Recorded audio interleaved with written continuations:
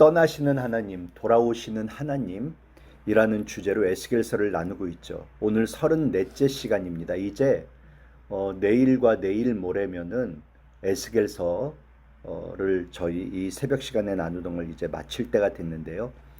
오늘 34째 시간으로 그 중심의 하나님을 이라는 제목 아래 45장, 46장 나누고자 해요. 45장 9절입니다. 한 절만 먼저 저희 합독하길 원합니다. 45장 9절 같이 읽습니다. 주 여호와께서 이같이 말씀하셨느니라. 이스라엘의 통치자들아, 너희에게 만족하니라. 너희는 포악과 겁탈을 제거하여 버리고 정의와 공의를 행하여 내 백성에게 속여 빼앗는 것을 그칠지니라. 주 여호와의 말씀이니라. 아멘. 여러분, 다시 한번 이제 제가 새벽 기도회마다 말씀드려서 이것이 조금 성가신 것처럼 들리실 수도 있는데, 에스겔서는 33장부터 마지막 48장까지 회복에 대한 말씀으로 채워져 있습니다. 그 전 1장부터 32장까지는 심판에 대한 말씀들로 채워져 있죠. 물론 이 심판에 대한 말씀은 또 남유다를 향한 심판의 말씀과 남유다 이외의 다른 열방들을 향한 심판의 말씀으로 나눠져 있어요.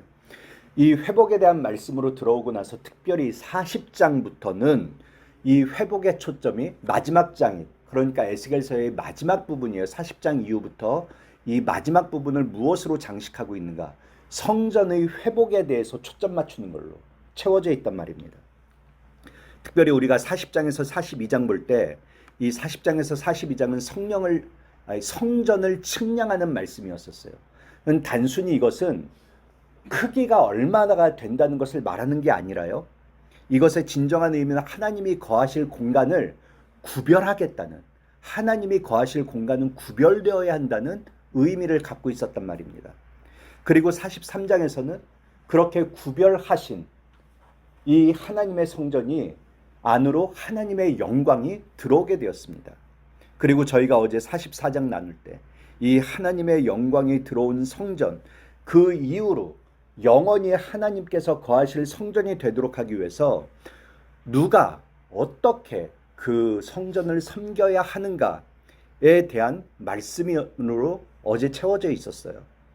그래서 성전을 위한 봉사자들, 그리고 성전을 들어오고 나가는 모든 사람들은 영적 분별력을 가지고 성전을 섬겨야 된다 하는 음성을 우리가 들었단 말입니다.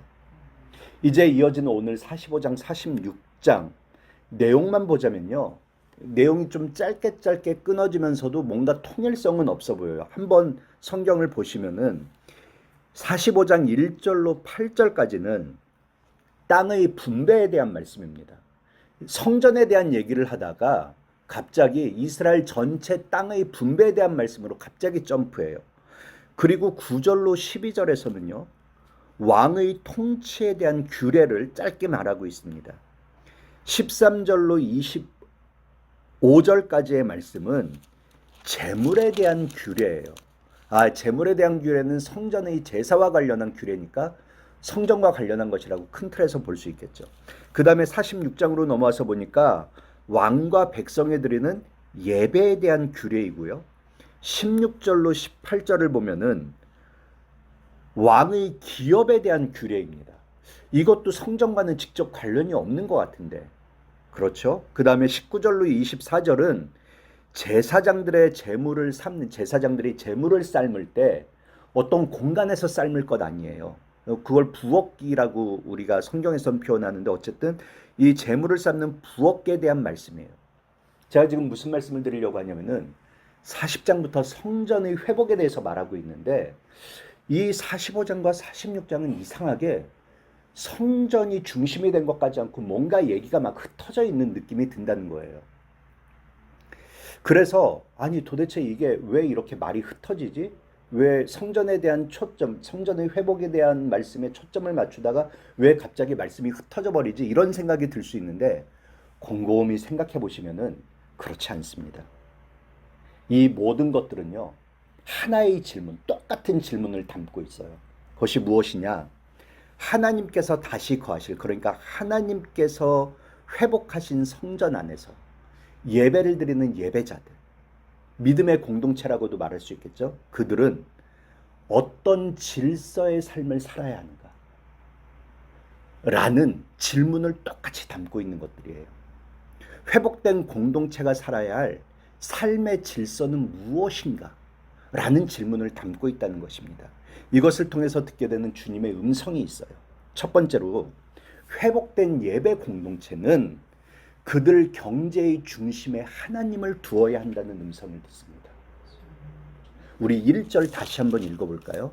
1절. 제가 아까 말씀드렸죠. 1절부터 8절까지는 느닷없이 땅의 분배에 대한 말씀입니다. 이스라엘 땅의 분배에 대한 말씀인데 1절만 한번 우리 같이 읽어보죠. 너희는 제비 뽑아 땅을 나누어 기업으로 삼을 때에 한 구역을 거룩한 땅으로 삼아 여호와께 예물로 드릴지니 그 길이는 25,000척이요 너비는 10,000척이라. 그 구역 안 전부가 거룩하리라. 여기 그냥 성경의 상식으로 잠시만, 여기 이제 단위가 나오잖아요. 척이라는 단위가 나오는데 이건 오늘날 도량형으로 따지면 한 50cm 정도 됩니다. 척이라는 것은 여기서부터 여기까지를 말하는 거예요. 이게 보통 한 50cm 정도 돼서 50cm로 생각하면 되고, 지금 이 말씀 제가 다시 한번 이 1절로 8절의 말씀, 제가 땅의 분배에 대한 말씀이라고 했죠. 근데 이것도 또 좀 더 세분하자면 1장부터 4장까지는 성소와 제사장들을 위한 땅에 대한 얘기예요. 5절은 레위인들을 위한 땅, 6절은 성읍을 위한 땅, 7절과 8절은 군주를 위한 땅에 대한 것인데, 그런데 이 말씀에서 핵심이 뭐냐? 1절의 중간에 있는 한 구역을 거룩한 땅으로 삼아 여호와께 예물로 드릴지니, 이게 핵심입니다. 한번 생각해 보세요. 이스라엘 백성에게 땅이라는 것이 어떤 의미인가? 그것은 근원적으로 하나님이 이스라엘 백성들에게 기업으로 주신 거예요. 내가 주겠다고 아브라함 때문에 약속하셨던 것입니다. 그리고 하나님은 결국 이스라엘을 민족으로 만드시고 만드신 민족에게 땅을 주셨죠. 그 약속의 땅을 주셨어요. 그런데 이스라엘은 그 땅에서 무엇을 했나요? 에스겔서에서 우리가 보건대 하나님을 버렸어요. 하나님이 주신 땅에 들어가서는 하나님을 버렸습니다. 결국 바벨론에 의해서 나라가 멸망하면서 그 땅에서 이스라엘은 쫓겨나게 되죠. 그러니까 하나님은 그 땅에 대한 회복을 말씀하시면서 이제는 가장 먼저 거룩한 땅으로 삼아서 예물을 드릴 구역을 정하라. 이걸 먼저 말씀하시는 겁니다. 특별히 여기 예물이라고 된 히브리어 말은요, 들어 올려서 하나님께 드린다, 하나님께 구별하여 드리는 봉헌물이다 라는 의미를 가져요.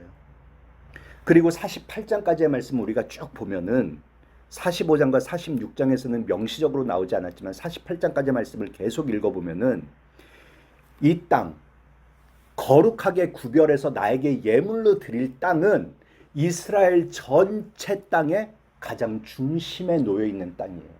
이 중심엔 두 가지의 땅이 있습니다. 하나는 성소의 땅이에요.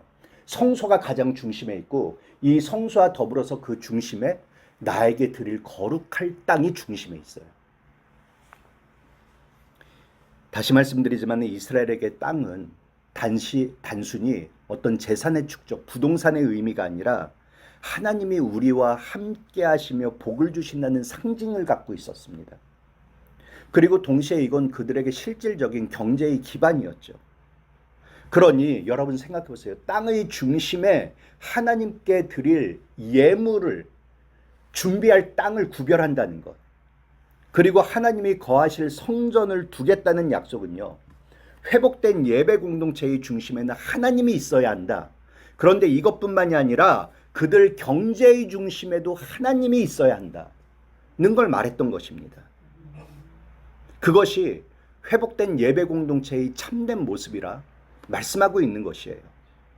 여러분, 하나님을 믿지만 하나님을 중심에 두지 않는 사람들이 많습니다.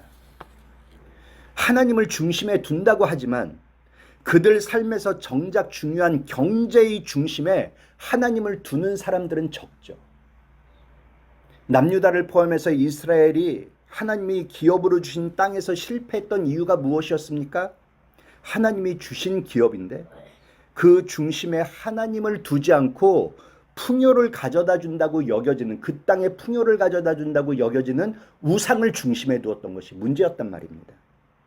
이것이 하나님께서 당신의 백성들을 회복시키실 때 가장 먼저 이제부터 너희가 경제의 중심에도 나를 둬야 돼. 예배의 중심에도 나를 둬야 돼. 라고 질서를 정하셨던 이유인 거예요.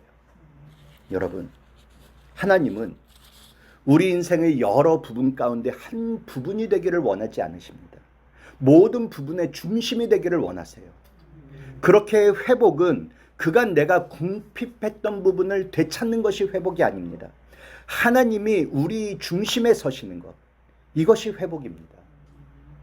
우리 기쁨의 중심에, 우리 찬양의 중심에, 이것뿐만이 아니라 우리의 물질의 중심에, 가정의 중심에, 교회의 중심에 하나님이 계시는 것, 이걸 이 아침에 기도하시길 주님의 이름으로 축원합니다. 둘째로요, 오늘 말씀을 통해서 우리는 회복된 예배 공동체는 삶을 통한 예배 회복을 추구한다는 음성을 듣게 돼요. 삶을 통한 예배 회복. 45장 9절의 말씀 저희 읽어볼까요? 45장 9절 같이 읽습니다. 주 여호와께서 이같이 말씀하셨느니라. 이스라엘의 통치자들아, 너희에게 만족하리라. 너희는 포악과 겁탈을 제거하여 버리고 정의와 공의를 행하여 내 백성에게 속여 빼앗는 것을 그칠지니라. 주 여호와의 말씀이니라. 제가 아까도 말씀드렸지만은 지금 쭉 성전의 회복에 대한 얘기를 하고 있는데, 특별히 이 9절에서 12절은요, 이 1절로 8절도 그렇지만은 약간 이 결에서 벗어났어요. 유독 이 말씀만 성전의 규례와 관련이 없는 겁니다. 지금 보면은 9절이 무슨 말이에요? 왕이 어떻게 통치해야 되는가에 대한 얘기예요. 그렇죠? 백성들을 향해서 정의와 공의를 행하고 백성들을 향해서 포악과 겁탈을 하지 말라는 얘기입니다. 왜 이런 느닷없는 얘기를 넣으셨을까? 그런데 다시 한번 생각해 보면 그렇지 않아요. 왜냐면은요, 여러분, 성전의 회복이라는 것은 성전 내의 회복에 그칠 수 없는 문제입니다. 성전의 회복이라는 것은 결국 성전을 드나드는 백성들을 포함해 왕까지 포함되는 거죠. 이들이 영적인 분별력을 갖는 것 아닙니까? 이들이 영적인 분별력을 갖는다는 것은 또 교회 밖의 그들의 구체적인 삶을 통해서 발현될 수밖에 없어요. 도대체 저 왕에게 영적인 분별력이 있는가? 저 성전을 드나드는 사람들에게 영적인 분별력이 있는가? 무엇으로 판단하겠습니까? 그것은 그들의 삶을 보고 삶에서 영적인 분별력이 발휘되느냐를 보고서 알 수 있게 되는 것이죠. 생각해 보시면은, 여러분 에스겔의 과거의 말씀을 생각해 보시면, 남유다가 멸망하기 전에 하나님의 에스겔에게 보여주신 성전 지도자들, 사회 지도자들의 모습이 있었습니다. 백성들의 재산을 빼앗는데 혈안이 되어 있는 것이었죠. 에스겔 22장을 생각해 보시면 하나님은 영적인 사회적 지도자들이 먹이를 움키는 이리와 같다고 말씀하신 적이 있어요. 그리고 34장에서는 목자들을 향해서, 이건 영적 목자, 사회적 목자들을 말하는데, 목자들이 양을 먹이는 것이 아니라 자기들을 위해서 자기들이 양을 먹고 있다고까지 표현하셨단 말입니다. 그런데 이제 하나님께서 성전의 중심이 되신 이 땅을 회복시키시면서 말씀하시기를, 우리 9절 한번 다시 보세요. 9절 보시면 이스라엘의 통치자들아, 너희에게 만족하니라. 이게 무슨 말이냐면은 내가 너희로 인해서 기쁘다는 표현이 아니에요. 우리 영어로 it's enough 라는 말이 있죠. 무슨 말이죠? 그만해, 닥쳐, 이제 됐어 라는 뜻이거든요. 욕할 때 쓰는 말이 it's enough, 이제 됐어, 그만 말해, 그만해 라는 뜻인데 그 뜻입니다. 포악과 겁탈을 그만하라는 거예요. 이제까지 한 걸로 충분하다는 것입니다. 그러면서 10절에 뭐라고 되어 있습니까? 너희는 공정한 저울과 공정한 에바와 공정한 밭을 쓸지니. 하나님은 성전 내부만을 거룩하게 하시는데 관심이 있으신 것이 아니라 그 성전 내부를 들어오고 나가는 사람들의 삶이 거룩함에 이르기를 원하신다는 거예요. 여러분, 예배는 하나님 앞에 우리 삶 전체를 드리는 것입니다. 특정한 시간대에 모여서 찬양하고 하나님의 말씀을 듣고 기도하는 것만이 예배가 아니라 우리들의 삶 전체를 드리는 것이 바로 예배예요. 하나님께 드리는 예배와 그렇기 때문에 사람을 대하는 우리의 삶은 분리될 수 없습니다.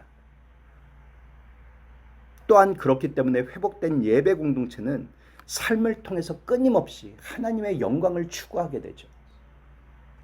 여러분과 저희 예배가 예배당 안에서만 끝나지 않고 가정과 일터와 관계와 물질 사용과 말과 행동으로 이어지는 살아있는 예배가 되기를 이 아침에 기도하시길 주님의 이름으로 축원합니다.